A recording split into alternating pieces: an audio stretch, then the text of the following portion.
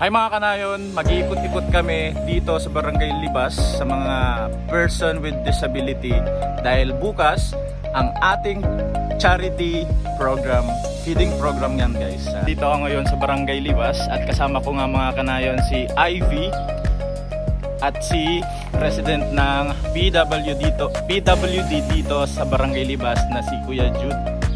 Say hi po Kuya. Ayan, so mag-iikot muna kami mga kanayon sa mga person with disability dito sa Barangay Libas. Tara, samahan nyo kami. Papunta na kami mga kanayon sa mga person with disability dito sa barangay. Kasama ko nga mga kanayon ang president ng BHW na napakasipag na napakabuting tao na handang tumulong dito sa Barangay Libas. Ayan si Ivy Lumboy. Nagpapasalamat din ako mga kanayon sa mga nag-sponsor sa ginawa kong charity program, feeding program dito sa Barangay Libas.